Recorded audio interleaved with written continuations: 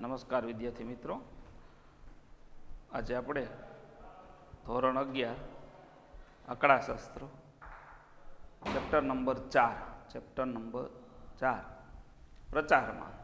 પ્રચારમાન વિશે અભ્યાસ કરવાના છીએ.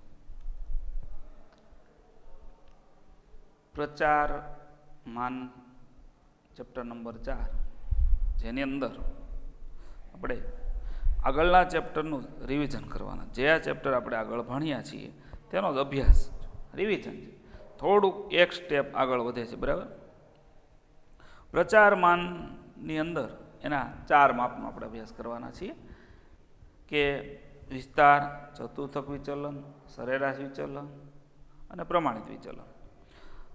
હવે જુઓ, આ 4 જે માપ છે એમાં શું તફાવત છે? બરાબર. તો વિસ્તારનો સંકેત, નિરપેક્ષ માપ, વિસ્તારનું સાપેક્ષ માપ. એવી જ રીતે ચતુર્થક વિચલન હોય તો ચતુર્થક વિચલનનું નિરપેક્ષ માપ, સાપેક્ષ માપ. સાપેક્ષ માપ તો કે જે માપ આપણે ગમે ત્યારે સામાન્ય રીતે લખીએ તો પણ સાપેક્ષ માપ જ્યારે આપણે મેળવીએ ત્યારે એની પાછળ જે તે એકમ લગાવવામાં આવતો નથી. નિરપેક્ષ માપ હોય તો એમાં લગાવવામાં આવે છે. બરાબર. સામાન્ય આપણે તો અત્યારે એ અર્થમાં જોઈએ. બરાબર. હવે વિસ્તારની વાત કરીએ તો સૌપ્રથમ આપણે લગભગ મારા ખ્યાલ મુજબ પહેલો દાખલો છે. બરાબર. જે આપણે 4.1ની અંદર છે. બરાબર. સૌપ્રથમ કોઈ પણ પ્રકારનો આપણને આપેલું હોય વિસ્તાર બાબતે તો આપણે એનો સંકેત આર, બરાબર, એનો સંકેત આર. તો આર કેવી રીતે મળે? તો આર તમે જે આગળ મેળવતા હતા એ જ વસ્તુ છે, બીજી નવી કોઈ વસ્તુ નથી. બરાબર.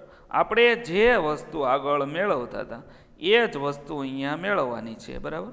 અને બાકી નવી કોઈ વસ્તુ છે નહીં.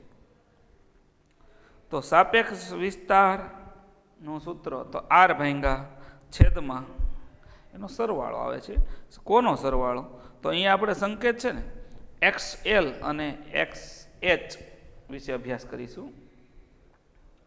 સૌપ્રથમ કોઈ પણ આપણે માહિતી લઈએ, આમ તો પુસ્તકના જ લઈએ છીએ. ચાલો, 4.1માં પહેલો જ દાખલો છે. બરાબર. એમાં તમને રકમ આપી છે 10 વિદ્યાર્થીઓની ઊંચાઈ, કે જેમાં 162, 145 આવી રકમ છે. તો સૌ પ્રથમ આપણે એમાં શું જોવાનું છે બાળકો? 4.1માં પહેલો દાખલો. સૌ પ્રથમ આપણે એમાં જોવાનું છે નાની રકમ કોણ છે અને મોટી રકમ કોણ છે. તો નાની રકમ હોય, જે રકમ નાની હોય એને XL કહેવાય, જે રકમ મોટી હોય એને XH કહેવાય. તો આની શું જરૂર છે? તો કે વિસ્તાર એટલે આપણે પેલા લખતા ને એ જ વસ્તુ છે બાળકો. મોટી સંખ્યામાંથી નાની સંખ્યા બાદ કરો. આ નાની સંખ્યા છે. બરાબર છે. અને આ મોટી સંખ્યા છે.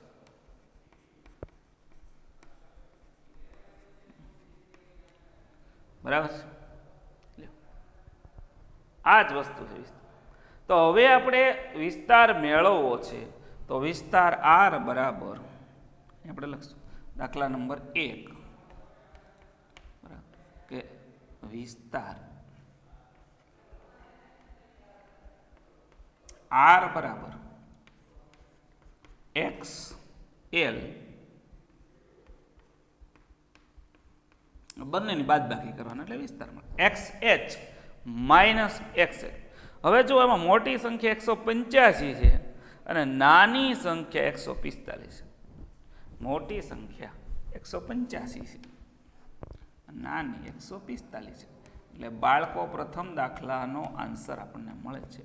બરાબર. બાળકોની ઊંચાઈ છે 40 સેમી.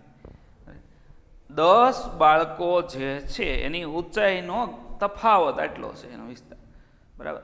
વધુમાં વધુ ઊંચાઈવાળો બાળક છે એની ઊંચાઈ છે 185 સેમી અને સૌથી નીચો જે બાળક છે તેની ઊંચાઈ 145 સેમી. તો અહીંયા આપણને નાનો અને મોટા બાળક વચ્ચેનો જે તફાવત છે એને વિસ્તાર કહેવાય, તે 40 સેમી મળે છે. બરાબર છે. એવી જ રીતે બાળકો હવે એનો આપણે વિસ્તરાંક મેળવો છે. શું મેળવો છે? એનો વિસ્તારાંક.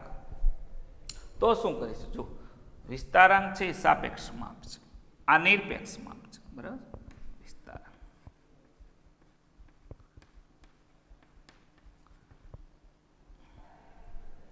તો એમાં આપણે શું કરશું? આરના છેદમાં x h plus x l. R આપણી પાસે અહીંયા મળી ગયો છે 40 સેમી છે. આ બંનેનો સરવાળો, આ બંનેનો શું કરવાનો છે? સરવાળો. તો એમનો સરવાળો થશે 330. જો 5 ને 10 આપણે કેલ્ક્યુલેટરનો ઉપયોગ કરવાનો છે. બરાબર. આ બંનેનો જે ભાગાકાર કરો એને વિસ્તારાંક કહેવાય. શું કહેવાય ને? વિસ્તારાંક કહેવાય. બરાબર. વિસ્તારાંક મળે છે આપણને 0.12.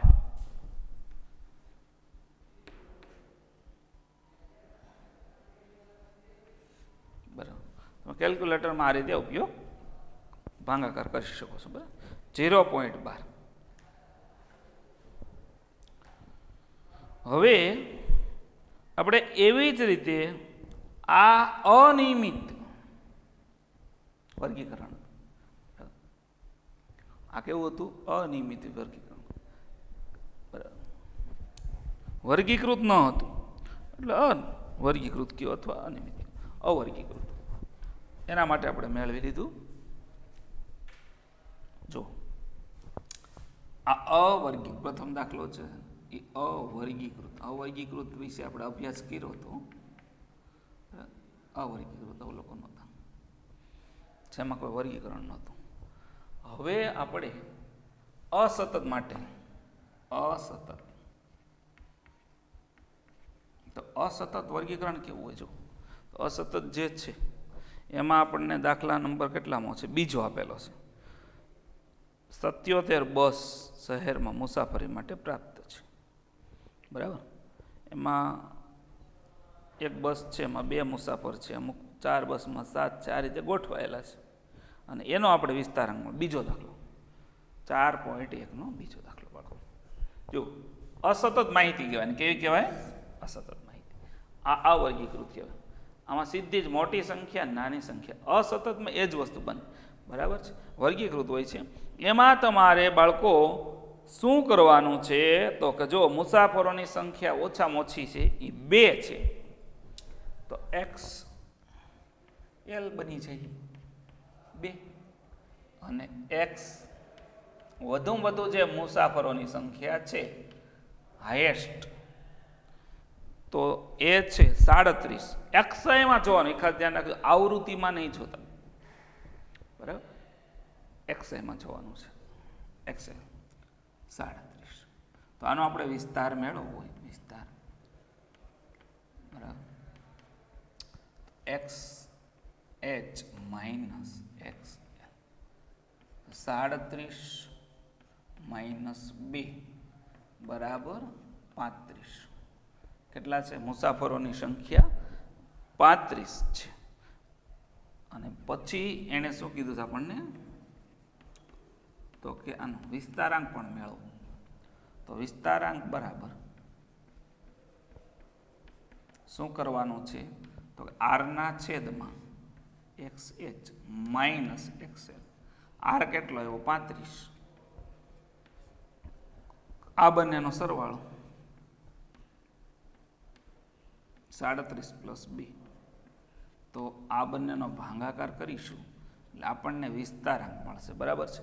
આ બંનેનો તમે ભાગાકાર કરો એટલે એનો જે આન્સર મળશે 0.90 મળે છે. કેટલો મળે છે? 0.90 મળે છે. ત્રીજો દાખલો છે બાળકો. આ અસતત માટે જોઈએ. હવે આપણે સતત આવૃત્તિ વિતરણ માટે જોઈએ છીએ, જે સતત કીર્તિ. તો એમાં પણ એ જ વસ્તુ જોવાની છે. વિદ્યાર્થી મિત્રો, નાનામાં નાની સંખ્યાને મોટા મોટી વર્ગની અંદર, બરાબર, તો એમાં નાનામાં નાની સંખ્યા છે જે પ્રથમ વર્ગ 20 થી 30નો, બરાબર, પ્રથમ વર્ગ છે 20 થી 30, એમાં નાનામાં નાની સંખ્યા છે તે કેટલી છે? તો કે 20 છે, અને મોટા મોટી, બરાબર, તો એક્સ એલ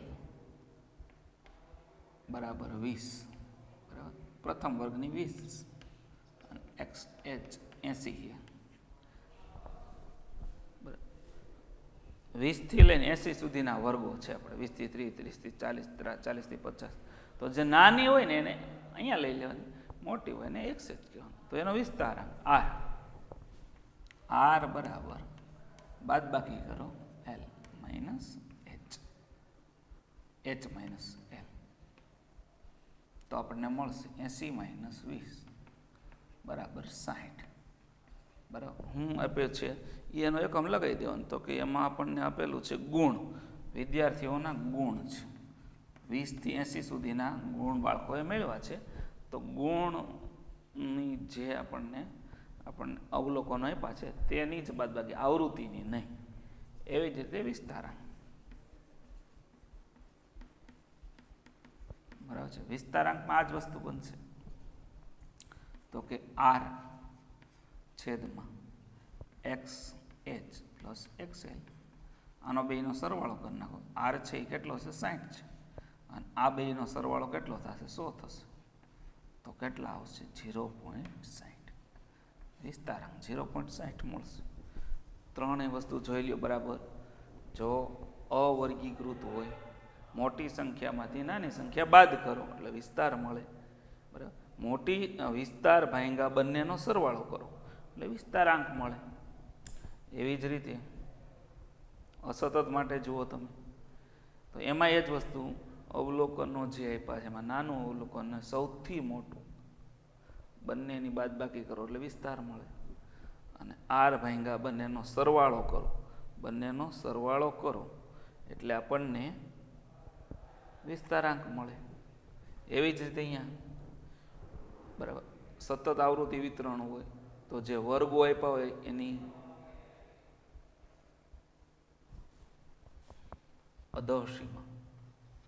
અધસીમા લેવાની, નાનામાં નાના વર્ગની, બરાબર, નાનામાં નાના વર્ગની અધસીમા, નાના વર્ગની અને મોટા વર્ગની ઉર્ધ્વસીમા, મોટા વર્ગની ઉર્ધ્વસીમા.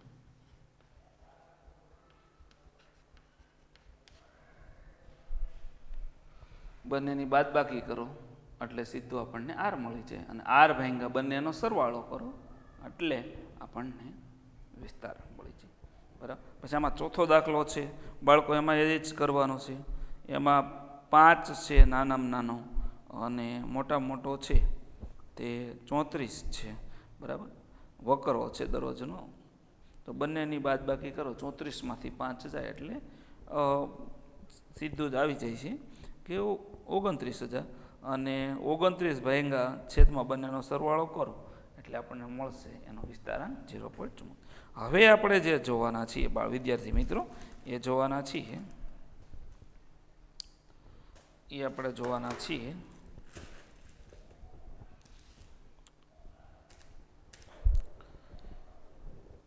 ચતુર્થક છે. એના વિશે આપણે આગળના ચેપ્ટરમાં વાત કરી હતી, અને અહીંયા પણ વાત કરવાના છીએ પાછા. ચતુર્થક વિચલન છે અહીંયા જોવાનું, તો એમાંય આ 3 વસ્તુ આવશે, બરાબર જોઈ લેજો. અવર્ગીકૃત માહિતી હોય, અસતત હોય અને સતત, પણ એના દાખલાઓ છે તેની ગણતરી થોડી વિસ્તારથી થાય છે, એની ગણતરી વિસ્તારથી કરવામાં આવે છે. તો આપણે એને 1 by 1 ત્રણેય એંગલ જોઈ લઈએ. આપણે એમાં થોડા દાખલાની ગણતરી મોટી છે.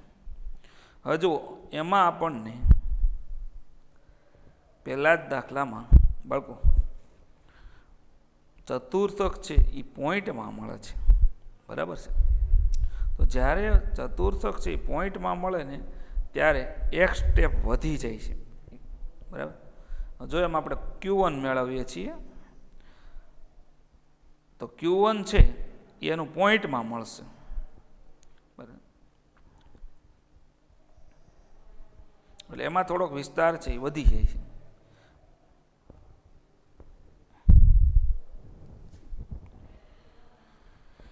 પોઈન્ટ વાળું હોય ત્યારે જ આ વસ્તુ લાગુ પડે, એ ખાસ ધ્યાન રાખજો. પોઈન્ટમાં જ્યારે આવે એનમું અવલોકન ત્યારે જ આ વસ્તુ આ ટાઈપની ગણતરી થાય, એ ખાસ ધ્યાન રાખજો. નોંધ કરજો કે પ્રથમ દાખલો છે એમાં એનમાં અવલોકનની કિંમત પોઈન્ટમાં આવે છે એટલે એવું બને છે. જો પોઈન્ટમાં ન હોય તો ડાયરેક્ટ આપણે ગણતરી કરી શકીએ.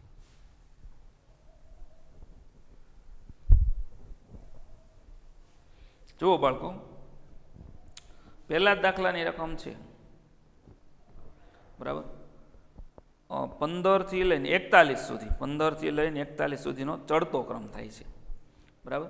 તો Q1 નું સૂત્ર શું છે? તો કે Q1 નું સૂત્ર છે, આપણે જોયું હતું આગળ, કે Q1 બરાબર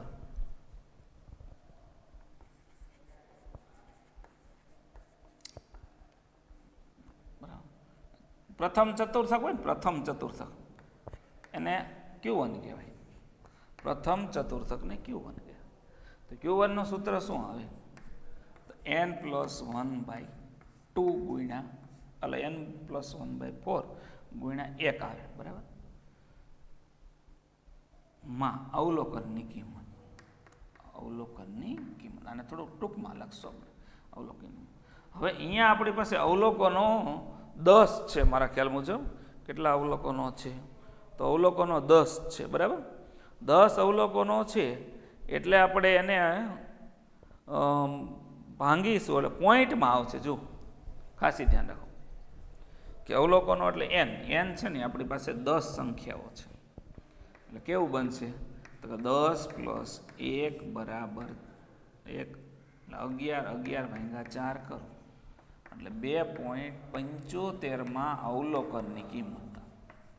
2.75 જો આને એનનું અવલોકન પોઈન્ટમાં એવું કહેવાય તો આપણે શું કરીશું આનું? તો આનું સૂત્ર જો આવું બનશે. બીજું અહીં 2.75 છે ને એટલે બીજા, અથવા આ રીતે લખો તો બીજા અવલોકનની કિંમત બરાબર. અહીંયા ખાસ ધ્યાન રાખવાનું છે. પછી પોઈન્ટ હોય બરાબર, એને આપણે અહીં સરવાળો કરશું.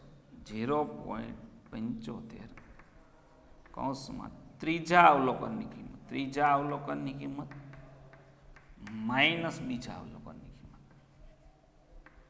અહીંયા ફરીથી સમજાવું છું બાળકો. જો આપણી પાસે 10 અવલોકનો આપેલા છે બરાબર છે. 10 અવલોકનો કોણ કોણ છે? તો 15, 18, 20, 24, 25.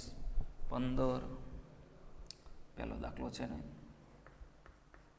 15 ચડતા ક્રમમાં ડાયરેક્ટ ગોઠવવાનું, ગમે ત્યારે ચડતા ક્રમ મુજબ. 15, 18, 15, 18, 20, 24, 25, 27, 20, 24, 25, 27,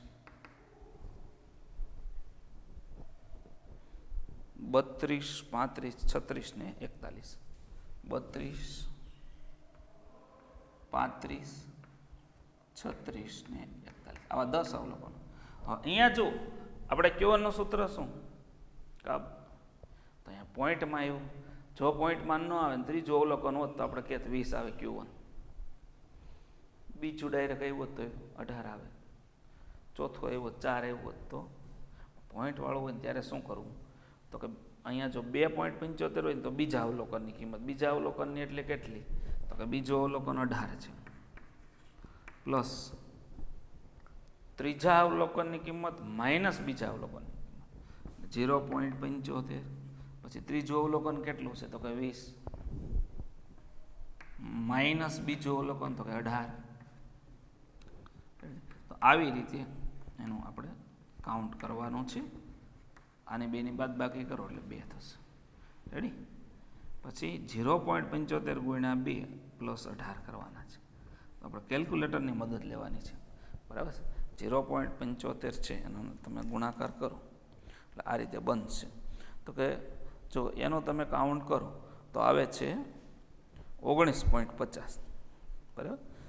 19.50 અને આ જે વસ્તુઓ છે એ આપણને મળે છે મીમીમાં બધું આપેલું છે, બરાબર. એટલે પાછળ એકમ લગાવશું મીમી, કે એક નિશાને બાદ છે એ નિશાન લે છે એ મીમીમાં છે બધા, એટલે આપણે મીમી લગાવી દેવાનું છે. તો આ વસ્તુ બને છે.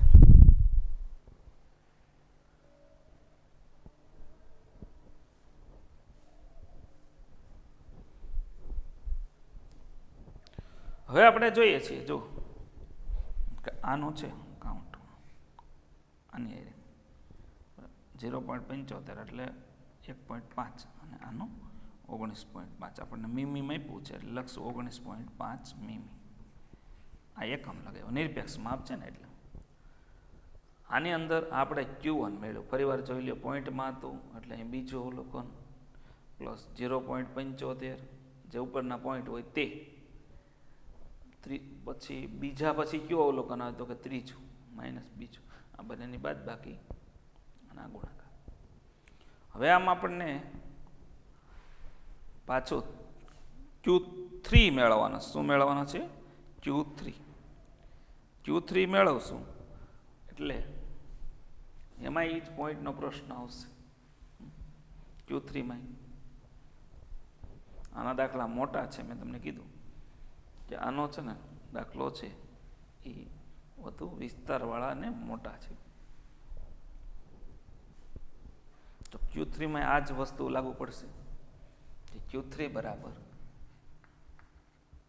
જો અહીંયા શું ફરક આવશે, અહીંયા 3 છે ને એટલે અહીંયા 3 ગુણ્યા n+1/4.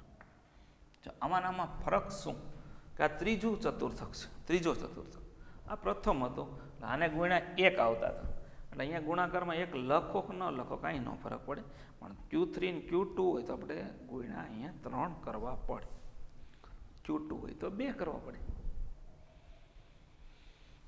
ચાલો હવે આપણી પાસે જુઓ આટલું કાઉન્ટ છે એની ગુણ્યા તમે 3 કરી દો તો એટલે 2.75 ગુણ્યા 3 કરી દો તો ચાલે. છતાં તમારે જો એવું ન કરવું હોય તો 11/4 આવું કરી અને પછી પણ કરી શકાય, બરાબર. અવલોકનની કિંમત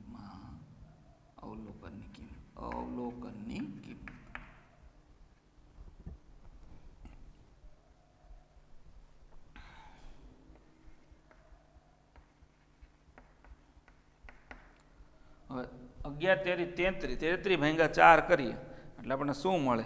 કેલ્ક્યુલેટરનો ઉપયોગ કરતો જવાનો, બરાબર છે. તો એમાં આપણને મળશે 33/4 કરો એટલે મળે છે 8.25, બરાબર. અથવા તમારે 2.75 અહીંયા આપણે શું મળ્યું હતું, આ જે Q1 હતું એને ગુણ્યા 3 કરી દો તો ચાલે, બરાબર. 2×3 6.75 ગુણ્યા 3 કરો એટલે 2.25, 6 ને 2 8,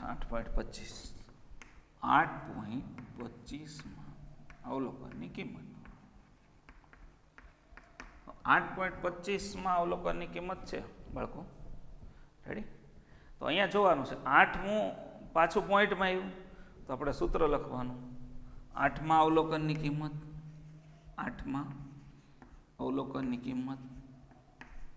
પ્લસ 0.25 અવલોકનની કિંમત, 8મા પછી 9મા અવલોકનની કિંમત, ઓકે, માઇનસ 8મા ઓકે અવલોકનની કિંમત, રેડી. 8મું કેટલું છે તો કે 8મું છે મારા ખ્યાલમાં જો અહીંયા 35 આવે છે, બરાબર. જો 35 અને પ્લસ 0.25 તો 9મું અવલોકન 36 આવે છે, 36 માઇનસ 35, બરાબર. એટલે અહીંયા 35 અને 36 તો આ બંનેની બાદબાકી કરો એટલે 1 આવે, 1 ગુણ્યા 0.25 કરો એટલે 35.25 આવશે. કેટલા આવશે? 35.25, રેડી, મીમ. અને પછી એને શું જોઈએ છીએ તો કે એને જોઈએ છીએ ચતુર્થક વિચલન અને ચતુર્થક વિચલનાંક બંને જોઈએ છે. બરાબર. નિશાન ચૂકના માપનું ચતુર્થક વિચલન જોઈએ છીએ અને નિશાન ચૂકના માપનું ચતુર્થક વિચલનાંક જોઈશું. બંને વસ્તુ જોઈશું. તો અહીંયા આપણે Q3 મળે છે 35.25 મીમ. વિચલન બરાબર. નિશાન શું? વિચલનની આપણે વાત કરી તો એનું માપ ચતુર્થક વિચલન. ચતુર્થક વિચલનનો સંકેત QD છે. તો QD બરાબર Q3 માઇનસ Q1 બાય 2 આવી. QD એટલે ચતુર્થક વિચલનનો સંકેત છે. QD છે ને એ ચતુર્થક વિચલનનો સંકેત. નિશાન જરદ ચૂકમાં ચતુર્થક વિચલન. તો Q3 છે એ આપણને મળે છે 35.25 અને Q1 મળે છે આપણને 19.5. આ બંનેની બાદબાકી બરાબર. આ બંનેની બાદબાકી કરીને પછી ભાગાકાર કરવાનો. તો આ બંનેની બાદબાકી મળે છે આપણને. જુઓ 35.5 માઇનસ 19.5 ભાંગા 2 કરી દેવાનું છે. રેડી? એટલે આપણે આ બંનેની બાદબાકી 15.75 મળે છે. કેટલી મળે છે? 15.75 ભાંગા 2 કરો એટલે કેટલા મળશે? તો કે 15 ભાંગા 2 7.25 ને 0.75 ભાંગા 2 37.5 એટલે કે 7.875 7.875 મીમ. આ મળ્યો આપણને ચતુર્થક વિચલન. નિશાન ચૂકમાં ચતુર્થક વિચલન QD બરાબર Q3 minus Q1 by 2. Q1 હોવા જોઈએ બરાબર. આ બંને ચતુર્થકો છે. આ બંને ચતુર્થકો જે બાળકોને ન આવડતા એ પાછા જોઈ લ્યો બરાબર. Q1 આવી રીતે મળે ગમે ત્યારે અને Q3 આ રીતે મળે બરાબર. અને આ બંને આવડે એટલે Q2 તો આવડે. Q2 છે એ મધ્યસ્થ છે, મધ્યસ્થ બરાબર. તો આવી રીતે ચતુર્થક વિચલન મળે આ રીતે. રેડી? નિશાન ચરદ સુકમાં ચતુર્થક વિચલનાંક. વિચલનાંક બરાબર શું આવે? તો કે વિચલનાંક બરાબર જો બંનેની બાદબાકી અને બંનેનો સરવાળો આવે. બંનેની બાદબાકી અને બંનેનો સરવાળો. તો બંનેની બાદબાકી તો આપણી પાસે શું છે? તો કે બંનેની બાદબાકી 15.75 છે અને બંનેનો સરવાળો શું થશે? જો અહીંયા ઘણા બાળકો છે એ શું ભૂલ કરતા હોય છે? અહીંયા આરનું સ્થાન ડાયરેક્ટ આને આપી દે. અહીંયા જુઓ બંનેની ખાલી બાદબાકી લેવાની છે. રેડી? અને છેદમાં સરવાળો લેવાનો છે, બંનેનો સરવાળો. તો બંનેનો સરવાળો શું બને છે? તો કે 54.75 15.75 બાય 54.75. આ બંનેનો ભાગાકાર કરી નાખો એટલે આપણને ચતુર્થક વિચલનાંક મળશે 0.29. આ વિચલનાંક છે 0.29 છે. એને એકમ ન લાગે. આ સાપેક્ષ માપ છે, આ નિરપેક્ષ માપ છે, અને એકમ લાગે ન લાગે. અસ્તુ.